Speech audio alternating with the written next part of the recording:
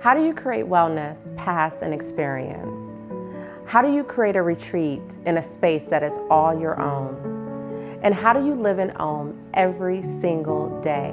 I discovered two things. One, there needs to be pre-work, but most importantly, post-work to these retreats that continues what was awakened.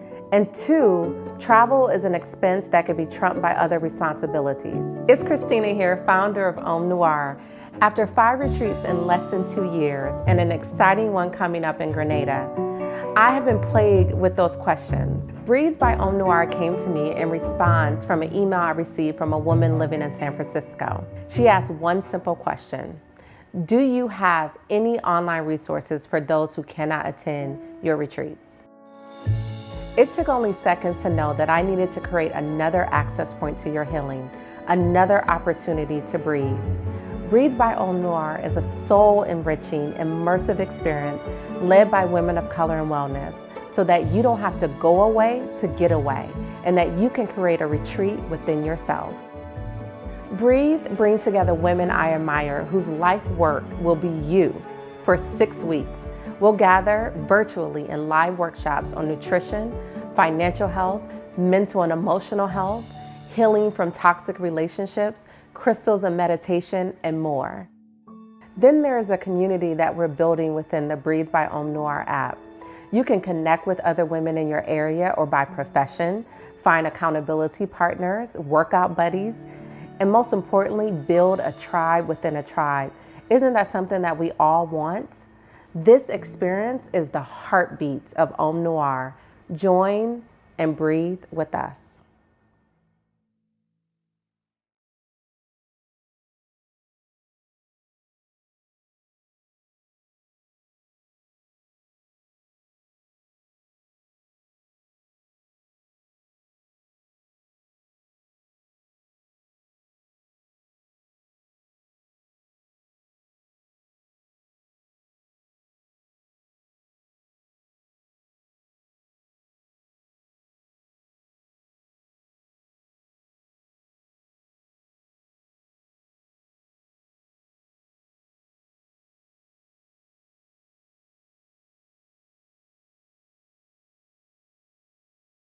Masterclass series, Breathe by OMNoire, with an anchoring with meditation, breath work, and an invocation. So I invite you now to find the place of ease. Notice I didn't say find your meditative space or the space where everything is perfect. Just notice what ease is in your body. What do your eyes do? Where will your hands go? Notice what ease is, invite that into your body. And through this entire practice, I just invite you to allow your body to move into whatever it needs to go, wherever it needs to go. So as you're finding this position, we're going to begin with the breath. The breath is life.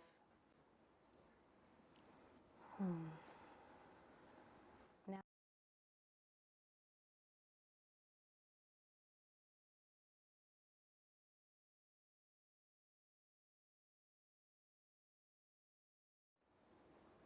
and just listen. Allowing your gaze to turn inward. Maybe that's your eyes being closed. Maybe that's with a downward gaze. Whatever it is, just allow your gaze to turn inward. Allow your breath.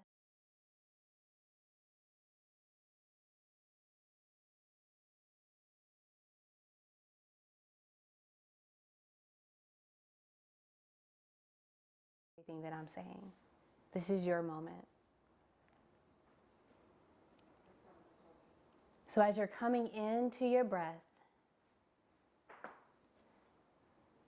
you're going to inhale through the nose for 5 counts. Exhale through the mouth for 5 counts. Inhale through the nose for 5 counts.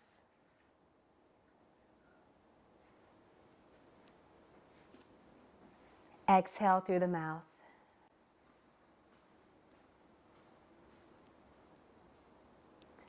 Inhale through the nose.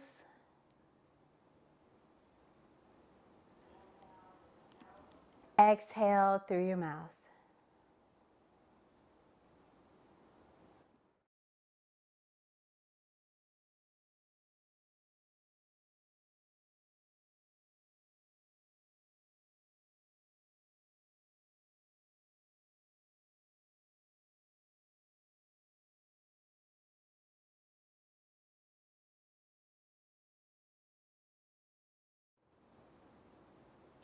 We're going to begin another breath.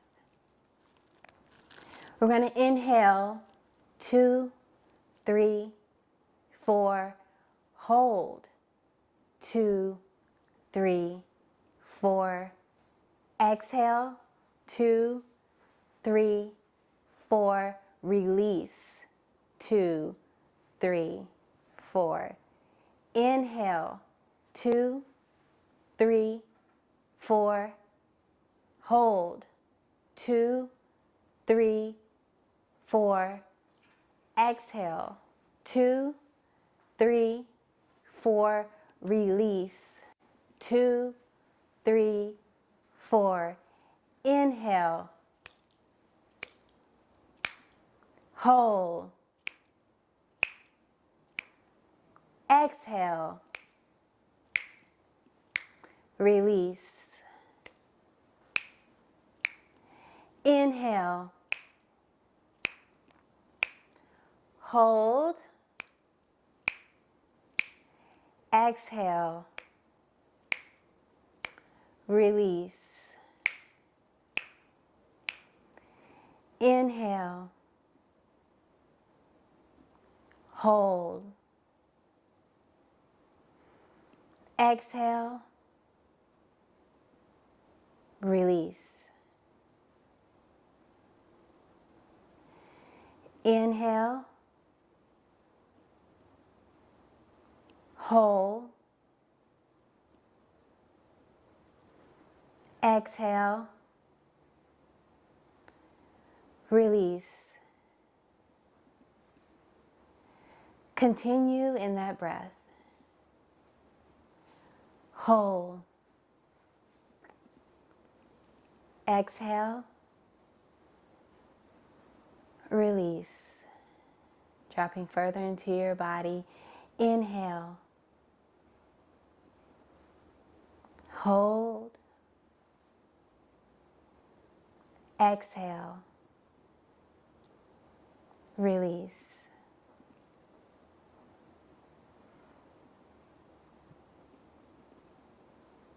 Find your own cadence, remembering to hold at the top and release fully at the bottom.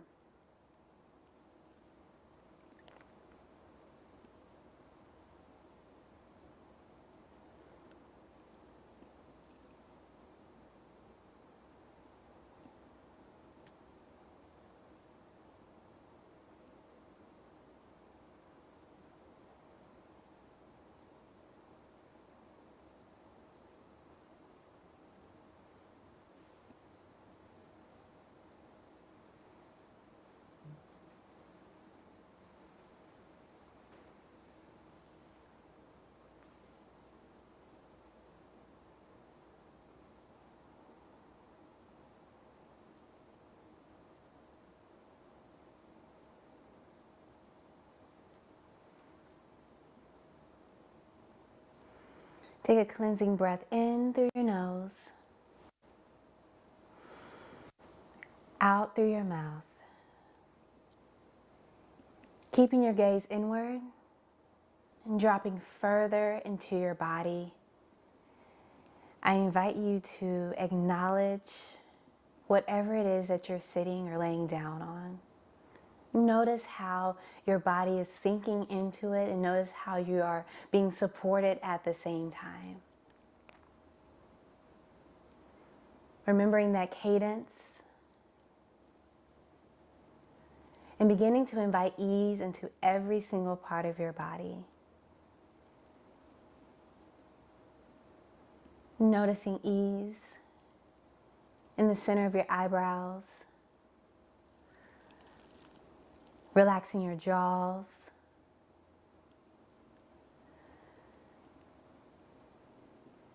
allowing your tongue to gently move away from the roof of your mouth.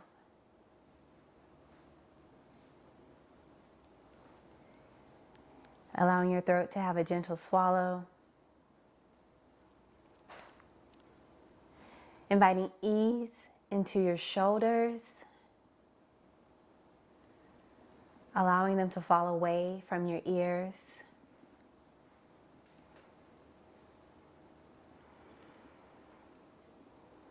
Inviting ease into your arms.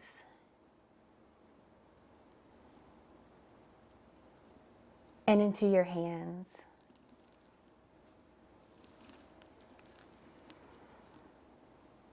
And bringing your hands together at heart center.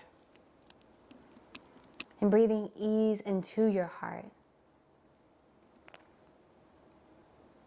And with that gaze really turn inward, I invite you to picture your heart outside of your body. And as you hold the heart in the palm of your hand, ask your heart, what does it want from you? How can you show up more for your heart? What do you need from me? How can I love you more?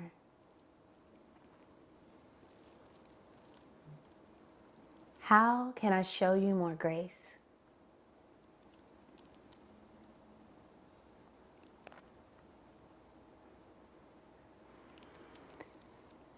Take a moment and allow whatever comes up to come up. Notice what you notice. Feel what you feel.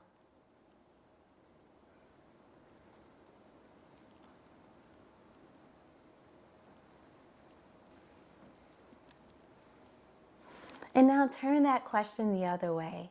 Allow your heart to ask you, how can you show up for it more?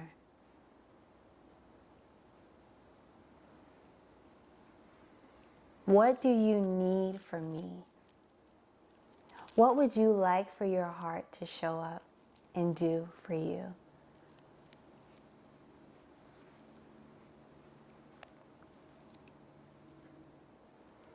Noticing what you notice.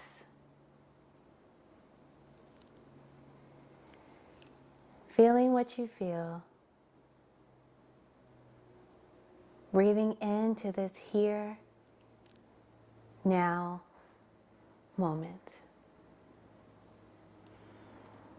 Allow your hands to come to your belly. Feel the expansion of your belly with every deep inhale.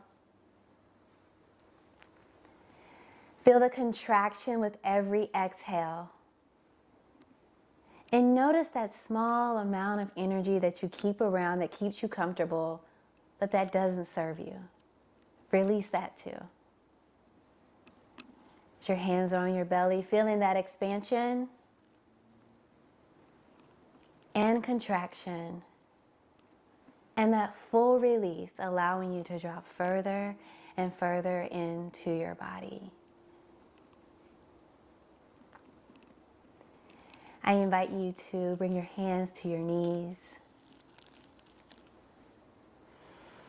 Notice yourself grounded.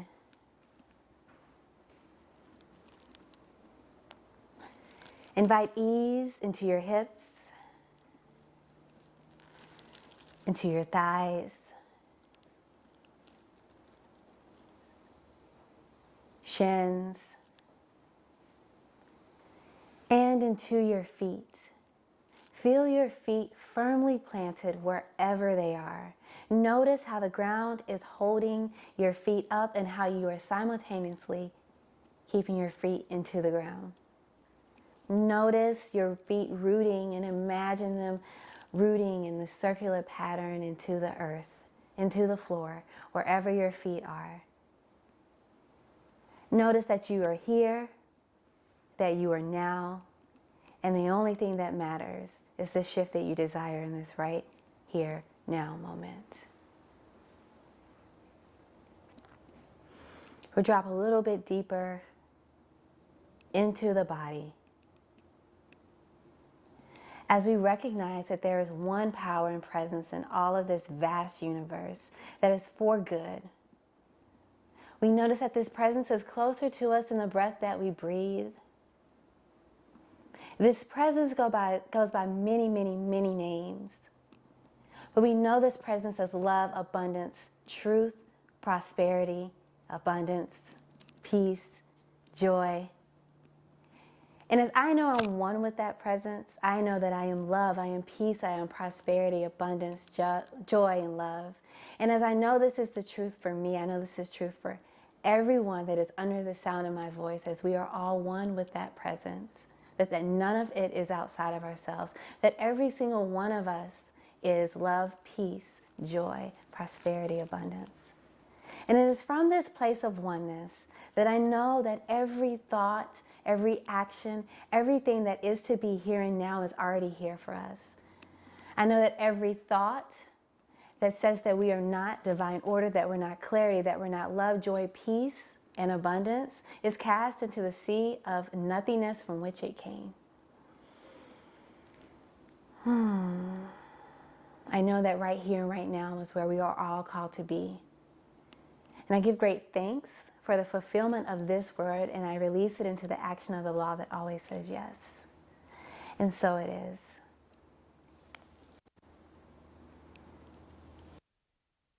I invite you to remain inward throughout this entire masterclass. Allow yourself to come into your body however you want to come into your body. That may be wiggling your fingers and your toes, it may be opening your eyes. Whatever it is, just allow your gaze to remain inward the entire time. Notice that I am not here to be the expert on anything, just to anchor you into the presence of right here and right now. I'll introduce myself again. I'm Dr. Crystal Jones, and a lot of the work that I do in this world is getting people to the silences.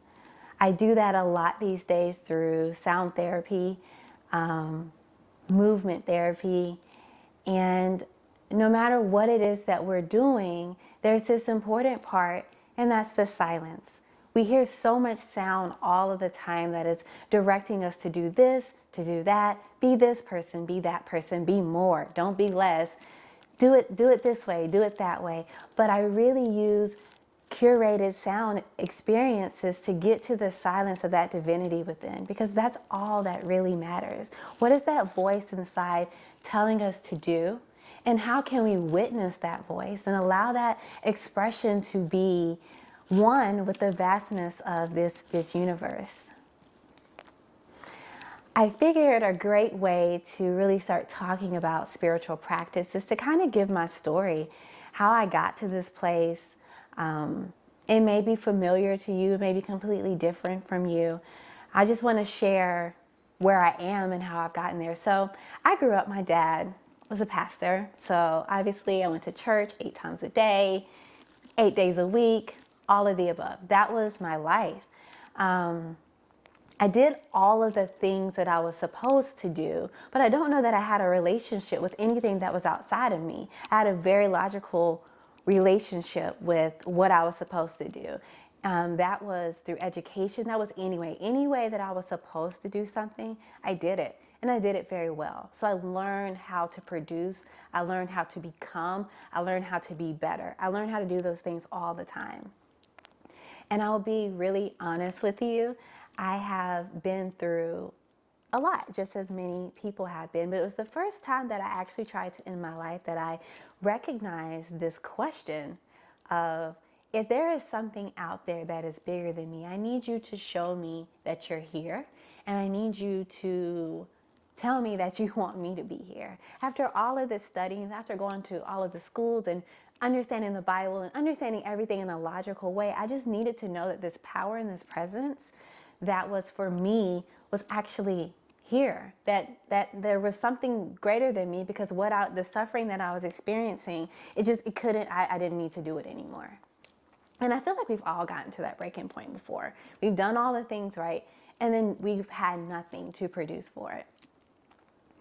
So it was at that point that I began to cultivate this relationship with this thing that was greater than me, this thing that I had studied so much for so long. And at that time, I still recognized it as something that was outside of me. It was this There was this way that I needed to be. There were these things that I needed to do, but whatever it was outside of me, and I needed to always achieve or live my life in the fear of not going to hell or not doing a thing. So a lot of my actions were in the direction of staying away from doing the bad thing instead of creating the way that I wanted to live. And that right there was pivotal for me. You would see me speaking in tongues. You would see me doing all the things, leading prayer revivals. Everybody knew me as that person. But I was doing things out of fear of what I didn't want. And we'll get into that later, instead of the places that I did want to go into. I wanted a life of freedom. I wanted a life where I could create what it is that I desired, because I was so good at doing all of the right things. I got all the degrees. I've done it all. But I wanted to start living again. And it was from that place that I started to explore.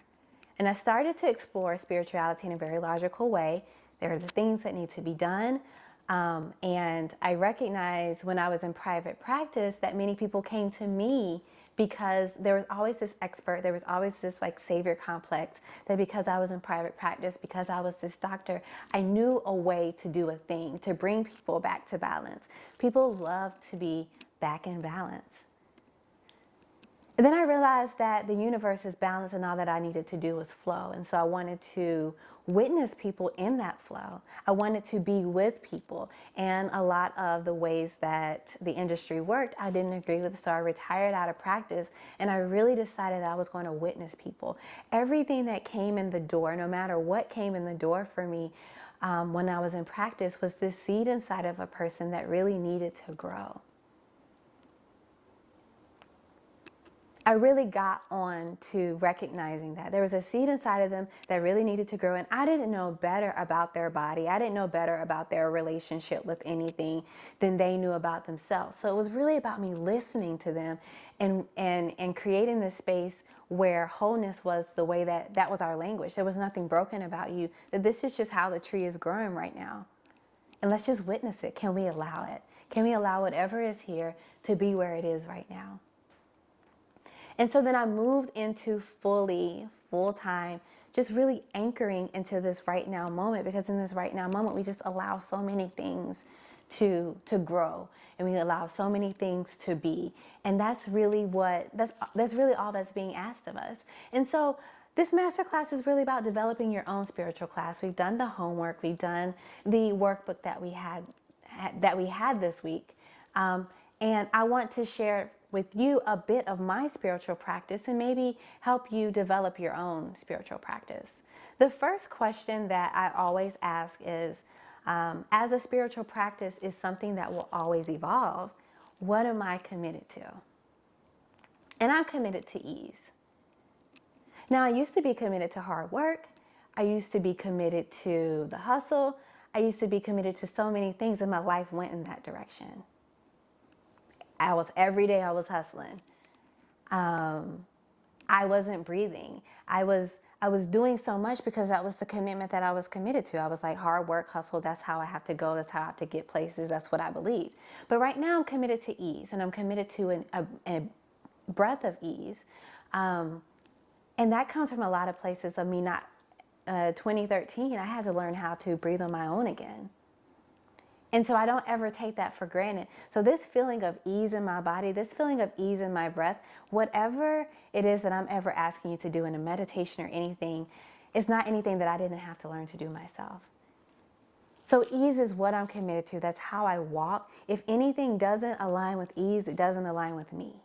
But I have to feel that in my body first. And so how do I practice that? Through radical vulnerability, radical allowance. And many people have heard it before, my full body yes. So I really need to feel in my body a full body yes before I'll ever move anywhere else in life. If it becomes a yes, it's because I felt it from the tip of my head to the bottom of my toes.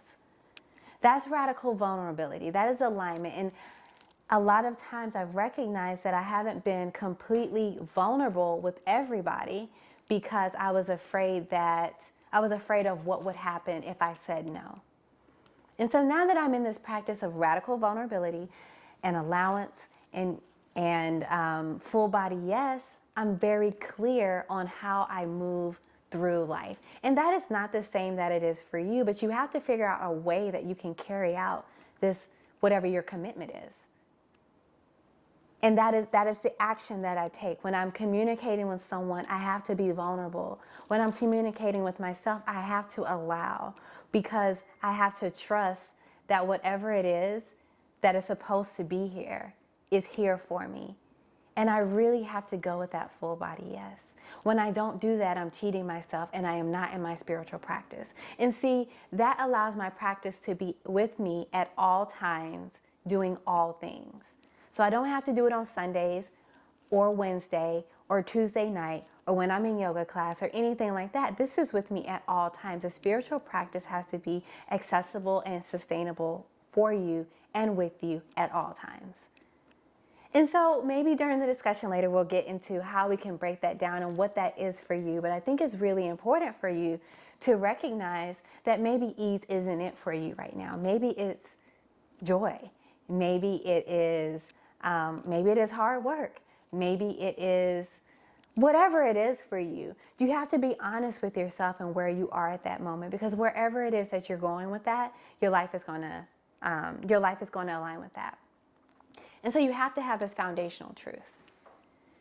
And you create your practice out of this foundational truth and out of this foundational knowing.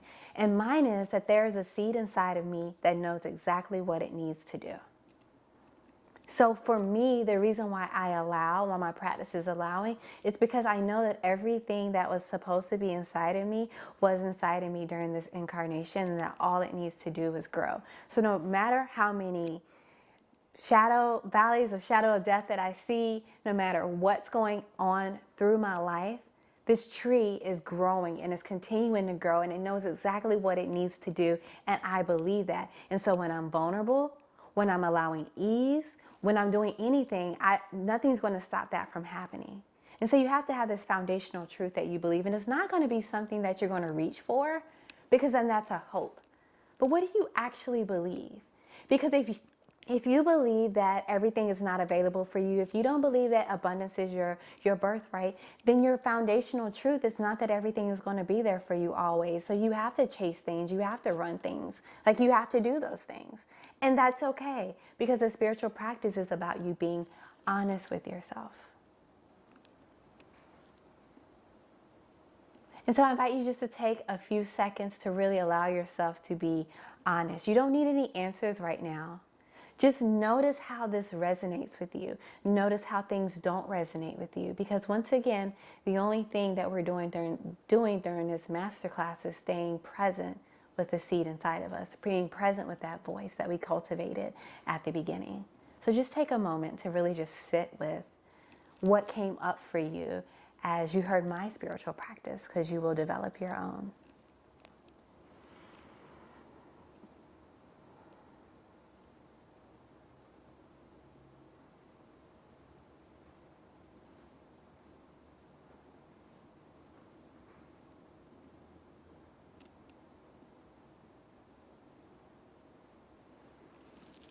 And now that you have a glimpse, or maybe a feeling, or an emotion that comes up when you think of building your spiritual practice, or even noticing what it is, because you have a practice right now. Everybody has a practice, or they wouldn't be living.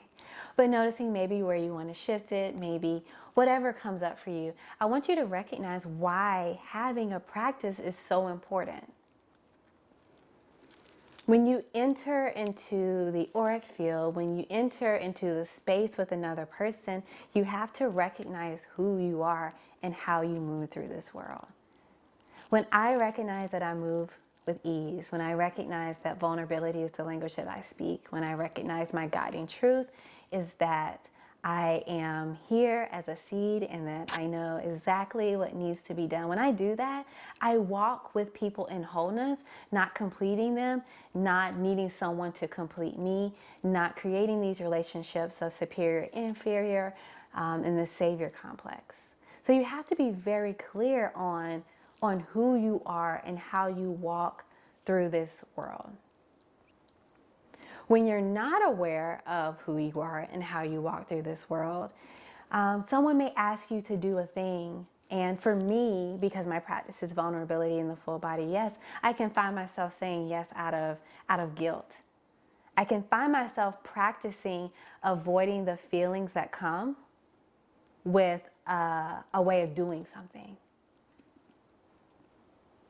I can practice the idea that the seed inside of me doesn't know what it needs to do, or that the seed inside of me is going to hurt someone else, and so I'll say yes to make sure. But what's happening is I'm shutting down, I'm continuing to shrink who I am so that I can allow guilt to override. I don't want to sit with that. I don't want to sit with the idea of someone being sad because of something that I said. I don't want to sit with the idea of somebody being let down because of something that I said.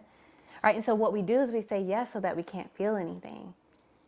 Really creating this practice opens the gateway for us to feel the things that we don't want to feel. And sometimes that is sadness. For some of us, that is fears. For some of us, that is anger. For some of us, that's joy. Some of us don't even know how to feel joy or pleasure or creative energy. We don't know how to do that. This practice really opens you up into being in this world, in this universe, as a whole person, as this divine being, knowing that everything that comes out of you is from that place. One way that when I wasn't in this practice, I used to, when I would take up for people, I would take up more than 100% responsibility, and we will get to that in a little bit, of other people, because I was afraid of my anger. And so what I would do is I would show that anger, but what was under that was the sadness and the fear that I felt when someone else was being disenfranchised, or when someone was being marginalized. I wouldn't allow myself to really feel the feeling that it's what it feels like for someone that I care about to suffer.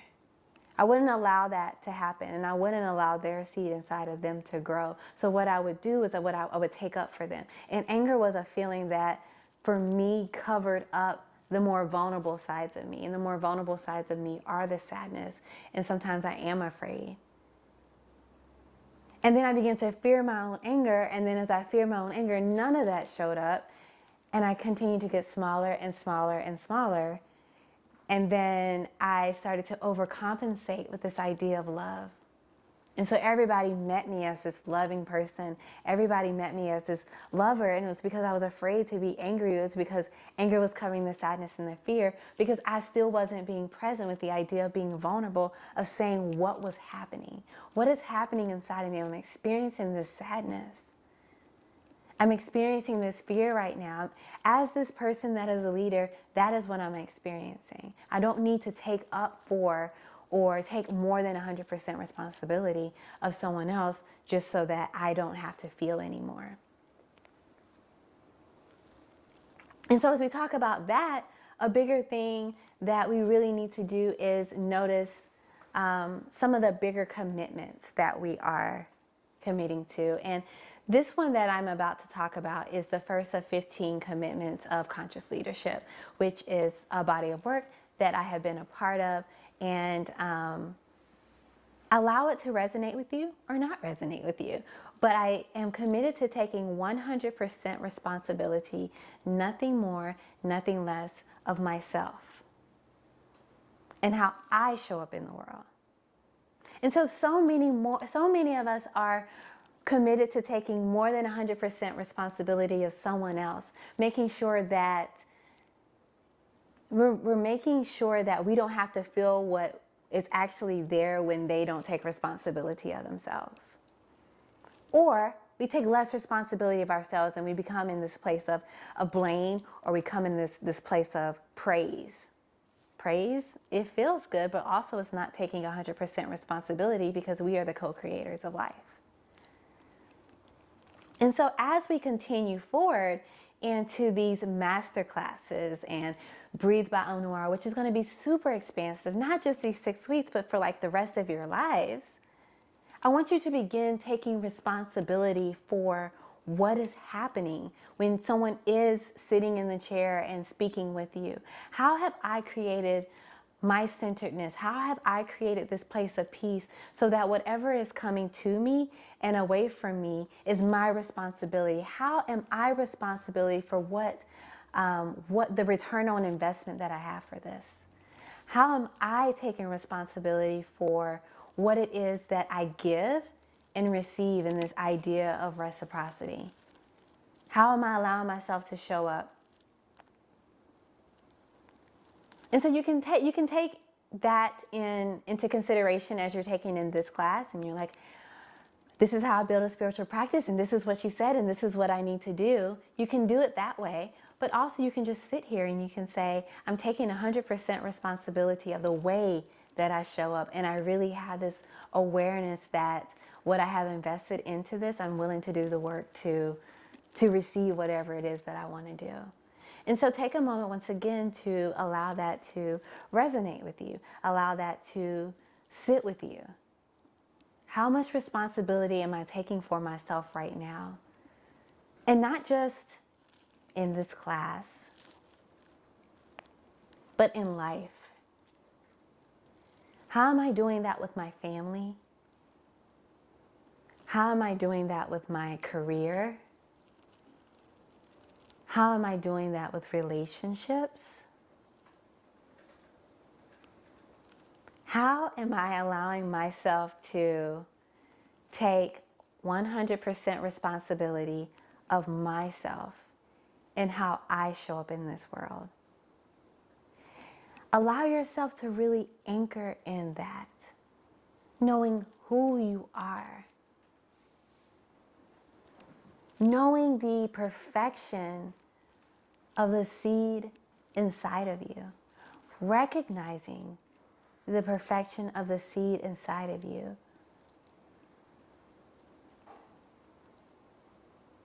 Allow yourself to sit with it.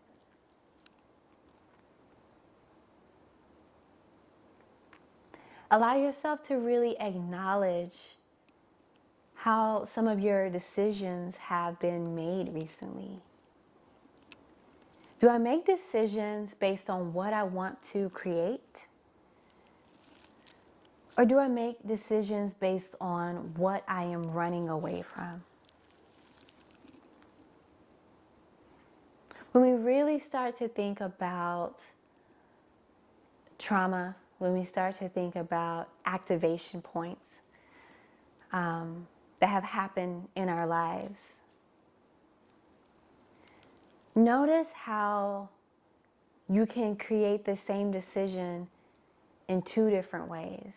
How am I avoiding the thing that I don't want? And that's when we move into that I'm not doing a full body yes space. Or how am I moving towards what it is that I want in life? I think of this example from a couple of weeks ago where I was sitting in my loft and I really wanted this ice cream. But it was like 8:30 at night and I don't go out in the dark because of things that have happened in my life. And I've done a lot of experimenting with this, like with my inner child and experiencing the inner child. And somehow, subconsciously, I went to go get the ice cream in the dark. Actually, I didn't go get it. I went to the place and they don't even sell ice cream anymore. But what happened was I moved in the direction of the thing that I did want instead of away from the thing that I didn't want to happen. And just to be transparent, I was robbed in front of my house. And so I don't leave my house at night because I don't want that to happen again. And what has that actually created? It's created me staying in my house, and it's kept me away from the things that I actually want. And that's not to say that there hasn't been years. This happened in 2014. So there have been years that I have been working and trying to get to the space of being able to move in the direction of my desires. There's never been any rush. There's never been beating myself up because I can't do it. But there's also been this awakening that a lot of times when things are at night, I have moved away from them for the simple fact that it's not always that I don't want to go, it's that I don't want a certain thing to happen. So now the question that comes up, when I am invited to things or when I really want something after the sun has gone down, the question is, what is it that I want to create? And maybe where I'm being invited to is not moving in the direction of that creation. And then I won't do it. But the expansive nature is to ask, what is it that I want to create? And how maybe is this in alignment with the creative energy inside of me? And I say that in a very careful way, because sometimes we can get into this space of needing to do better, needing to expand, and doing it in a space that is outside of us. We need to get to this particular level. And with the spiritual practice, there is no level. There's no levels. You're either doing it or you're not doing it. And so when I say that, you can allow your breath to become expansive in nature, and that's creative, or you can find your breath contracted.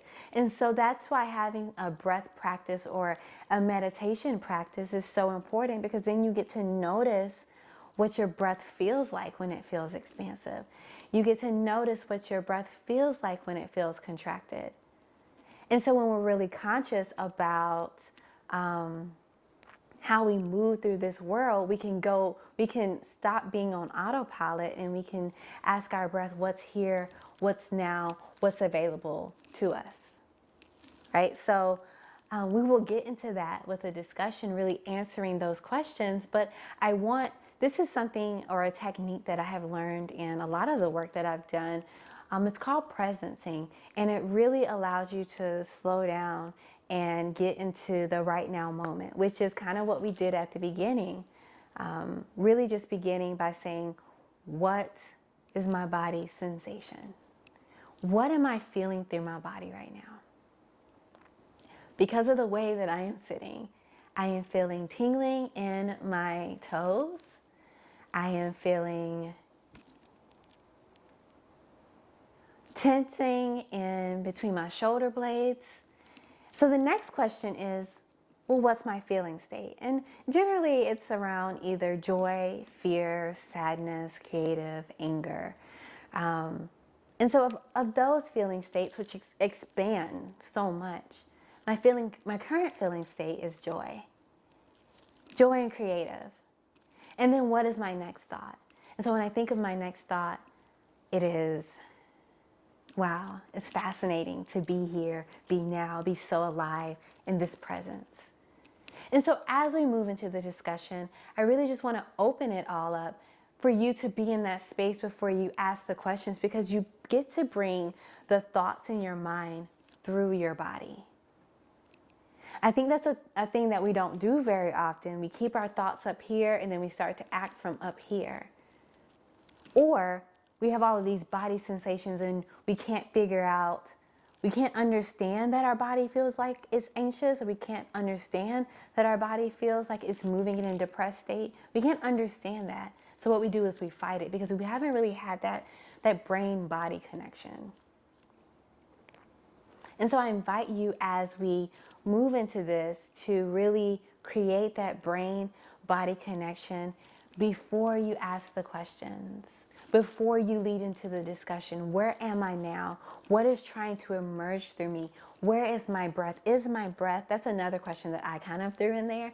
Is my breath expansive, or is my breath contracted? Am I asking out of a place of curiosity, or am I asking out of a place of needing the answers to come from somewhere else? Do I need to be right, or do I recognize that this is just whatever is coming through is the perfect divine order? So I really invite you to sit into that presence right now. And as you sit into that presence, ask yourself, what is trying to emerge through me right now? Now what do I need to know? Because you know everything. Who do I need to be? You're already that.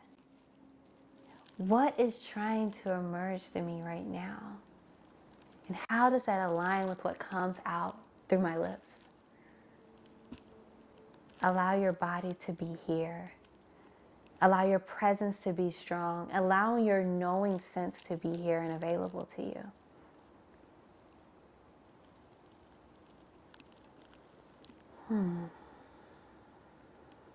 Notice where your breath is. Notice the expansive nature of who you are. Notice that peace, joy, love, freedom, clarity, and divine order are not outside of you, that they are the very nature of your being.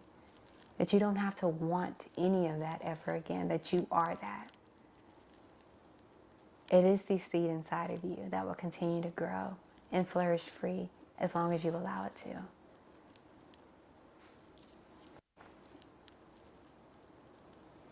And so we're going to take a little break. And as we take this break, I invite you to really center yourself and allow yourself to be here and be now as we come together